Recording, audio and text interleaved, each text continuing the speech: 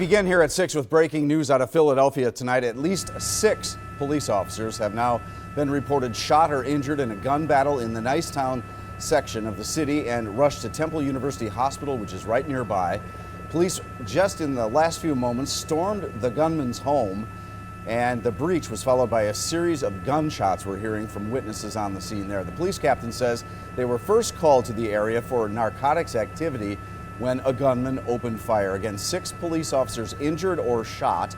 At least 4 have been reported shot throughout the afternoon after this developed shortly before 5.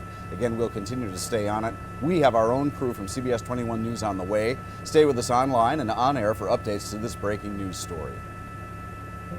It's acknowledging the sad history of the church, and the bishop has apologized. It's such a up and down feeling of highs and lows the past year.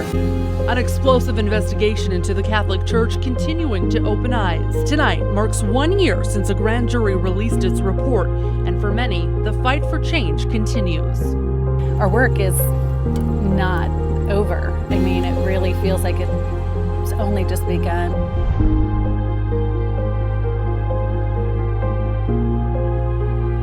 Attorney General Josh Shapiro's grand jury report on child sex abuse in the Catholic Church highlighted cover-ups in more than 300 predator priests in Pennsylvania. It gave recommendations to legislators that still have yet to be passed.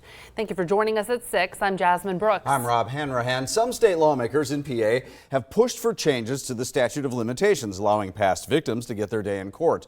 But so far, it hasn't happened here. In the meantime, other states are working to strengthen their own laws. CBS 21's Amanda Hoskins breaks down the movement for reform across the country. Amanda?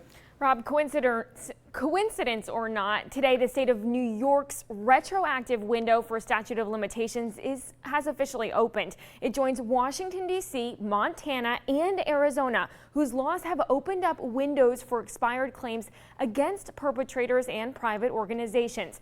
Vermont lawmakers went the furthest as far as opening up the statute of limitations. There, they passed legislation that revives all expired claims, meaning there's no window. And in Rhode Island, the statute was revived up to the age of 53 for people only suing against their perpetrator. In Connecticut, a similar law will go into effect in October, reviving the statute for people up to age 51 who are suing against their perpetrator, private organization, and government entity. And in December, New Jersey will open their 2-year window for past victims to file suit. I caught up with the Fortney family, whose story of abuse was detailed in the Pennsylvania grand jury report. This week, they've traveled to other parts of the country since the report's release, speaking and helping victims in other states. It has inspired us to see other survivors in states that have figured it out. And some I know that this isn't a sprint, it's a marathon, but to me that also doesn't sit right, because it should be something that is like immediate action, because it's so rampant. I mean, how much do we have to hear? I'm not going to speak for the rest of my sisters, but I almost feel like I've lost hope in Pennsylvania, and the only thing that keeps me going and advocating and justice is for other states.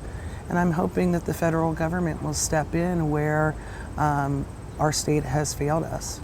No laws have been passed in Pennsylvania, but the state has passed some legislation in the House now multiple times, but the Senate has yet to bring the legislation up in committee or to the floor for a vote. Now tonight at 11 o'clock, I'll be sitting down with 5 of the 6 Fortney sisters whose story we have followed throughout the year. We'll talk legislation as well as what their next steps are to keep the conversation going.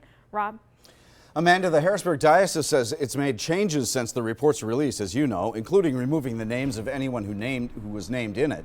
Over the past year, Bishop Ronald Gaynor has held several listening sessions to talk to anyone who had questions. The Victims' Compensation Fund was also created, and the diocese recently made offers to those who applied. And also working with survivors to make sure that the counseling they need, and also that through the Victims' Compensation Fund, the Survivors' Compensation Fund, that they were given some support. The diocese says it's made a total of $12.1 million in payments through the program to more than 100 survivors. Our coverage of the Grand Jury Report anniversary continues online. Check our website, CBS21.com, and follow us on social media for the latest. A large local property management company abruptly closed its doors, and now its clients say they're out of thousands of dollars. CBS 21's Jessie McDonough talked to one of the clients and the owner of Lehman Property Management. She's live in Marysville. Jessie. Jasmine, client Gene Miller says that Lehman Property Management managed his rental property right here for the past 5 years. That is until in July, he got an email abruptly saying they were closing.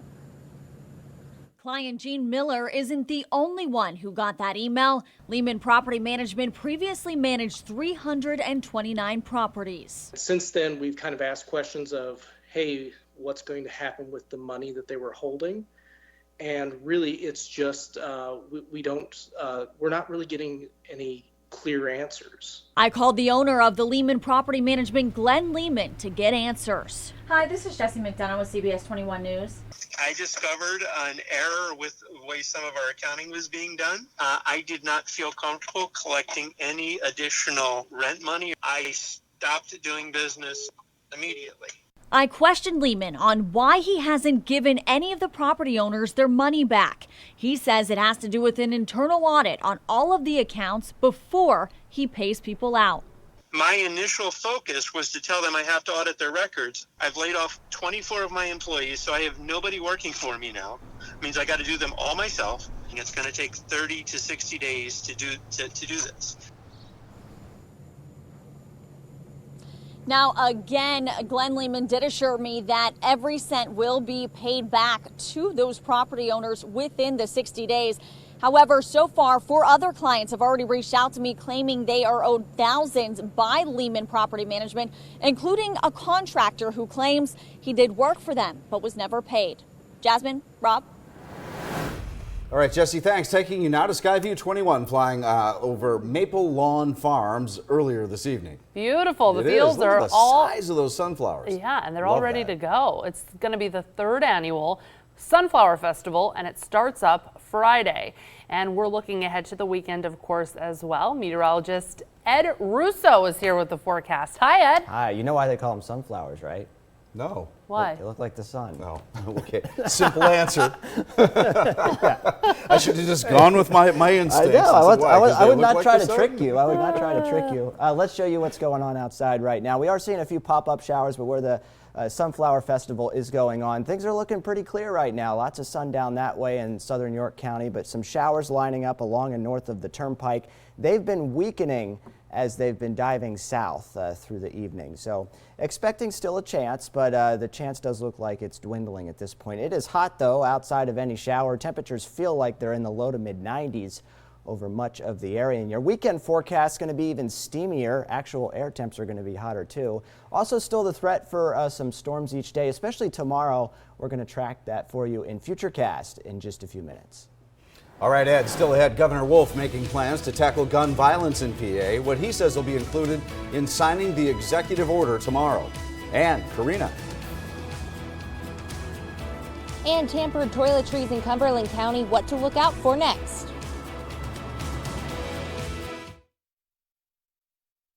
Tonight, police question a suspect in a rash of product tamperings. Authorities warning everyone to double check their toiletries and even medicines bought at stores in Cumberland County.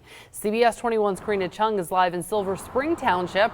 She caught up with police and residents about the problem. Karina?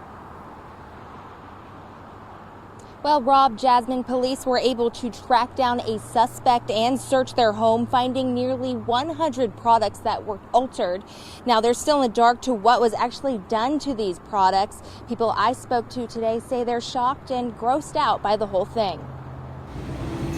From eye cream to toothpaste, Silver Spring Township police say a number of products could have been tampered with in Cumberland County. I was shocked. I had no idea, to be honest with you, and we just bought a whole bunch to send away to overseas and to Philadelphia for a college or an apartment move-in, so it's a little shocking. Police say the suspect made purchases and returns at several stores, including Giant and Wegmans. but actually Enola stores, Camp Hill stores, Mechanicsburg stores. Detective Andrew Bassler says various products were messed with, but couldn't release a list. Difficult to provide because of the various items that we've recovered so far. The items range in categories, like I said, from the healthcare to the over-the-counter medications. Bassler says residents should look at their products closely. I'd rather just kind of like go somewhere else to try and find it if necessary, or just avoid getting something like that until it all kind of blows over. Do they have the safety caps on all the products? Probably not shampoo and conditioner, and you said toothpaste could have been a possibility. So how does the public protect themselves from a possible tampering product? Police say tampering can be obvious. Look for a broken seal, a different color, a strange texture. Just look at the products, and if you think something should be reported, report it, and we'll go from there. Residents say these items shouldn't have been restocked. I think that's the main thing, that like if products like that are being returned, then it shouldn't really go back on the shelves, because again, you don't really know what's happened to it, and then that's why it's become such a problem. Like throw them away. If anything gets returned, they can't put them back on the shelves. And I showed you guys earlier, I bought a new tube of toothpaste. I just want to show you what it looks like here. This was sealed, but when you open it up and you open it, I don't know if you can see, there is no metal seal on this toothpaste. So even though it was completely glued up tight here, there was no metal protective seal on this tube of toothpaste. Now, police say that if you believe you have an item that has been tampered with, to give them a call. Again, check out to see if it looks different, feels different, even if it's a different color. But for now, reporting live in Cumberland County, I'm Karina Chung, CBS 21 News. Thank you, Karina. A church in Western PA cancels a festival because of a threat. We'll tell you why the Diocese of Pittsburgh says a handwritten letter had them sounding the alarm. And we continue following breaking news out of Philly, an update on the several officers hurt in a shooting. It continues to be a steamy evening all across the viewing area, tracking one stronger thunderstorm, though, over extreme eastern Lebanon, northern Lancaster, about to move into the Adamstown area. We're going to have your full forecast next.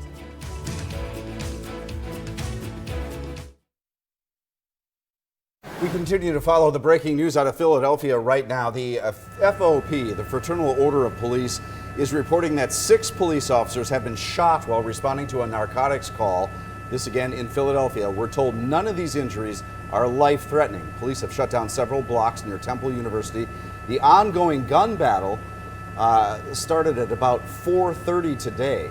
Officers earlier tried to storm a house. We heard gunfire at that point. Governor Wolf just tweeted, "I'm monitoring the active shooter situation in North Philadelphia and have offered support to local law enforcement, praying for the recovery of the police officers who were injured in the line of duty and the safety of others responding to this incident."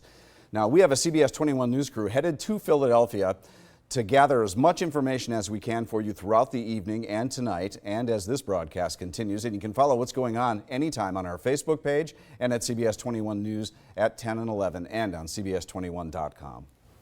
Happening tomorrow, Governor Wolf says he'll be signing an executive order targeting gun violence. The governor says it will include nearly 24 new initiatives and a state office focused on prevention. The governor is also calling on the legislature to pass so-called red flag laws and universal background checks on all gun purchases. Governor Wolf is ordering flags to fly half-staff in Adams County in honor of a fallen firefighter. Walter Wagaman died last night. He was the assistant chief at the Buchanan Valley Fire Department. Wagaman succumbed to injuries after being thrown from a fire truck while responding to a fire 2 weeks ago. Services have not yet been announced. And the York County District Attorney's Office says they're no longer seeking the death penalty against 20-year-old Eddie Lawrence. He's charged with beating his ex-girlfriend to death in Mount Wolf 2 years ago. Police say Lawrence and 2 other men broke into the home and forced Ashantiana Johnson's mother to call her and tell her to come home. When she got there, police say they beat Johnson to death. No one else has been charged. A Catholic church in Western PA has canceled its annual festival because of a threatening letter. The Diocese of Pittsburgh says the handwritten letter said, quote, "Cancel the August 14th to 17th festival. Security problem is huge." The pastor of Our Lady of Grace says putting on the festival just wasn't worth risking the safety of hundreds of people. And what really was the game changer for us in this discernment was the shootings, the recent shootings in El Paso and in Dayton. Authorities have not found the person who wrote the letter. Because of the cancellation, church leaders say they're losing about $50,000 and will look for other ways to raise money. And now, CBS 21 News First Warning Weather with meteorologist Ed Russo. And we've got some thunderstorms popping up over the area right now. Let's take you right to eastern Lebanon, northern Lancaster County, right there just to the northwest of Adamstown. We'll actually go to the bigger picture here and show you where we're looking at the showers. Most of them are weakening along and north of the turnpike. It's just this one over towards Lancaster County, or I should say it's mostly in Berks right now, but affecting Lebanon and Lancaster. Dropping to the south, some very heavy rain with this, obviously some lightning and thunder. I might even get some brief gusty winds out of it. Denver just to the south along 222 could be impacted by this. So these will continue to drop south through the evening. Most of them weakening, but a few of the other ones are pulsing up. You can see another one here in western portions of Perry County as well. So it's pretty isolated across the viewing area. Most spots are dry and most are feeling pretty steamy right now. You can see some more showers draped to the southwest. This is all along a stationary front that is doing what it does best, which is remaining stationary. And since it's not moving, it's going to be the focus for shower development over the next few days. So that's why we have a chance for rain in there each afternoon. So here's your forecast this evening. Threat for storm remains. Temperatures in the 70s for much of the evening, and with the humidity, it's going to feel pretty muggy much of the time. So there's that front parking itself over from New England down into the Appalachians, and that's where the focus of the thunderstorm development is going to be over the next couple of days. So each afternoon we'll see the threat for storms. Humid weather gets even worse this weekend because actual temperatures go up into the low 90s for highs, so it might even feel between 95 and 100 at times this weekend. That's what it's going to be with the heat index. Chances for storms are going to be pretty isolated, but nonetheless still there. So this weekend we're putting the muggy factor up into the miserable category because dew points are going to be anywhere between 71 and 75 degrees. So there's your future cast overnight. The showers will continue to fall apart as they drop south through the evening and lose that daytime heating. And then as we head through tomorrow afternoon, a few more pop-up showers. You can see the latest model data suggesting some bigger storms popping up tomorrow evening. I think the best threat for this is actually going to be over northern and western Pennsylvania. We'll keep an eye on it. Certainly some heavy rain producers, whatever pops, and then we'll see another chance again on Friday. Here's your forecast tonight, 68 with a thunderstorm in a few spots, warm and humid outside of the showers. And then tomorrow, 82, humid, a few more afternoon storms popping up that will likely linger into the evening hours. And then we're still tracking some bigger heat as we head into the weekend, highs in the upper 80s to low 90s, and overnight lows really steamy there. Can't escape the heat, got to keep that fan running. That's right. I learned that from you. Yes, yes, yes. The AC and the fan. That's right. It's a 1-2 punch. Best of both worlds. For sure. Yeah. All right. Thanks, Ed. Yep. Coming up, our countdown to kickoff continues tonight with a team that made it to the playoffs but are poised for even more this season. That's right. And what can we expect from Andrew Luck's season? Our Eye on Injuries has some important advice for anyone playing fantasy football.